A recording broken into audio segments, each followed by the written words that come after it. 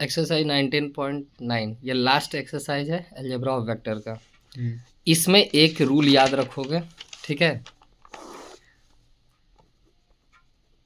Direction cosine, ये chapter ही है। अगर हमसे डायरेक्शन कोसाइन पूछेगा तो मान लो तीन वेक्टर है एल, एम और एन, तीनों के स्क्वायर का सम हमेशा वन आना चाहिए। अगर वन आ गया तो समझ लो डायरेक्शन कोसाइन है। और कोसाइन है तो सिंपल सा फॉर्मूला चलेगा, L is equal to cos alpha, M is equal to cos beta, N is equal to cos gamma. A B C angle की जगह जो रखना है रख दो। यही डायरेक्शन कोसाइन का मेन रूल है। हमको यहाँ पर पहला क्वेश्चन दिया है, क्या ना vector having direction angle 45 degree, 60 degree and 20 degree.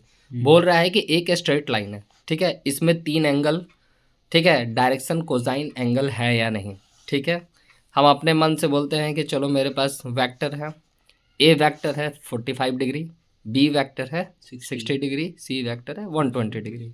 Direction cosine किससे रिप्रेजेंट होता है, एल एम और एन से, इसलिए लिख दिया let L M N be the direction cosine of vector. L मतलब कॉस थीटा होता है, तो पहला थीटा क्या है 45 डिग्री, कॉस 45, कॉस 45 का वैल्यू 1/√2, एल का निकल गया। एम इज इक्वल टू क्या होगा कॉस 60 डिग्री, कॉस 60 डिग्री का वैल्यू 1/2, एम निकल गया।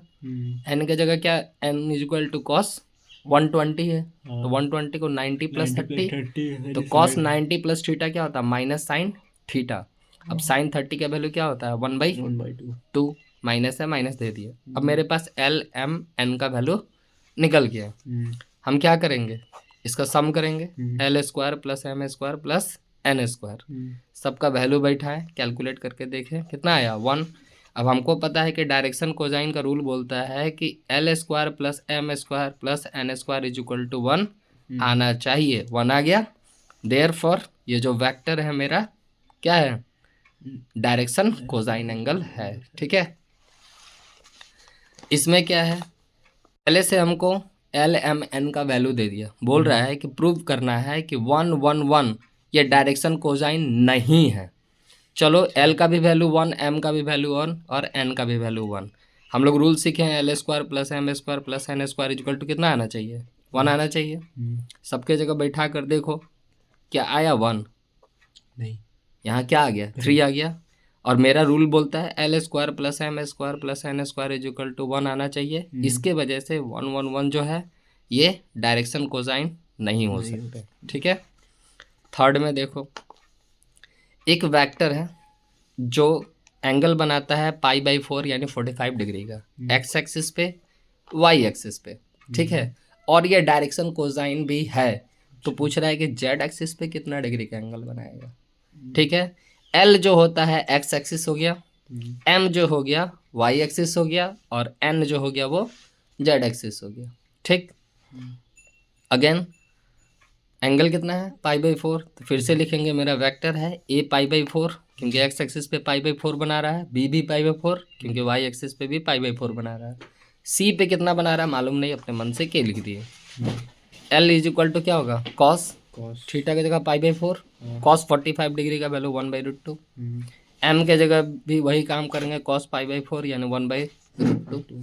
ये पहले से बोला कि मेरा डायरेक्शन कोसाइन वेक्टर है यानी L square plus M square plus N square is equal to 1। L और एम दोनों का वैल्यू 1/√2 आया था, कैलकुलेट किए 1/2 आ जाएगा। कि एन के जगह क्या थीटा था मेरा के, हमको मालूम नहीं है, ठीक है। ये इसको कैलकुलेट करो तो कितना आएगा 1, ये 1 प्लस इधर जाएगा तो माइनस, तो के का वैल्यू कितना है 0। कॉस में कितना डिग्री का वैल्यू 0 होता है 90 डिग्री का 0 यानी के का वैल्यू π/2।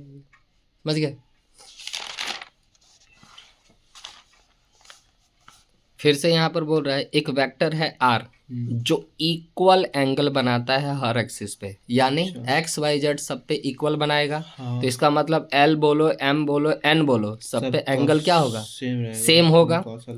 तो L square plus M square plus N square is equal to 1, ये डायरेक्शन कोसाइन का रूल है, सबके जगह हम एल लिख सकते हैं। यहाँ से एल का वैल्यू क्या हो गया प्लस माइनस 1/√3। हमको वेक्टर का आर वेक्टर निकालने के लिए बोल रहा है, आर वेक्टर का वैल्यू क्या होगा। खाली ये तो बोला कि आर वेक्टर इक्वल एंगल बना रहा है, आर वेक्टर का वैल्यू क्या होगा। तो आर वेक्टर का वैल्यू बनाने के लिए modulus of R vector into R vector डालना होगा। अब मॉड्यूलस के लिए हमको आर वेक्टर का मॉड्यूलस का वैल्यू क्वेश्चन में ऑलरेडी 6 मेंशन किया हुआ है। ये L I plus M J plus N K. L का वैल्यू 1/रूट एल एम एन सब तो एक दूसरे के क्या था, इक्वल था, तो सबके जगह 1 रहने दो, ठीक है। और नीचे हमको क्या करना है, इसका एल एम एन सब में कॉमन था ना जी। तो हम सब में सेम है तो हम एल को कॉमन भी ले सकते हैं। एल का वैल्यू क्या था 1/√3, वो नीचे भेज दिए, ये मेरा आर वेक्टर का वैल्यू मिल गया, ठीक है। नेक्स्ट है फाइंड डायरेक्शन कोसाइन, हमको इसमें अगेन निकालना है। तीनों 2i + 2j - k वेक्टर दिए हैं, इसको अपने मन से हम ए वेक्टर मान लेते हैं और इसका हम लोग मॉड्यूलस निकाल लेते हैं। i का कॉफिशिएंट था 2, j का कॉफिशिएंट था 2, k का कॉफिशिएंट था -1, तो √2² + 2² + -1², मॉड्यूलस कितना आ गया 3। अब हमको करना क्या है, डायरेक्शन कोसाइन निकालना है, ठीक है। तो हम लोग क्या सीखे हैं, डायरेक्शन कोसाइन किसको बोलते हैं, एल एम और एन को। एल की जगह कितना है 2, नीचे मॉड्यूलस 3 डाल दिए। एम की जगह भी कितना है 2, मॉड्यूलस 3 डाल दिए। एन की जगह कितना है -1, मॉड्यूलस नीचे 3 डाल दिए, डायरेक्शन कोसाइन आ गया, ठीक है। इसमें डायरेक्शन कोसाइन निकालना था, इसमें हमको एंगल निकालना है। अगेन वेक्टर दिया i - j + k, इसको अपने मन से ए बना दिए एक वेक्टर। अगेन हम मॉड्यूलस निकाल दिए, तो एल का वैल्यू क्या होगा, सबका तो भाई एल एम, एल का वैल्यू 1 आ रहा है, मॉड्यूलस क्या हो गया 1/√3, ठीक है। तो एल = cos थीटा, अब थीटा की जगह ए लिख देते हैं, तो हमको थीटा चाहिए ना। अब कॉस में तो 1/√3 किसी का वैल्यू होता नहीं है, तो एक ही ऑप्शन है, कॉस को इधर भेजोगे तो क्या होगा, कॉस इनवर्स हो जाएगा, तो ये का वैल्यू निकल गया कॉस इनवर्स 1/√3। उसी तरह जे वाले में आ जाओ, -1/√3 आएगा। m = cos b कर दे रहे हैं, m की जगह -1/√3 डालें, फिर कॉस को इधर भेजेंगे तो कॉस इनवर्स -1/√3, दूसरे एंगल b का वैल्यू हो गया। तीसरा में k के आगे कुछ नहीं है तो क्या है 1, तो वो किसको रिप्रेजेंट करता है, n को। फिर नीचे मॉड्यूलस डाल दिए, n = cos c कर दिए, ये cos को इधर भेजा, अगेन cos इनवर्स 1/√3, ये c एंगल का वैल्यू होगा, ठीक है।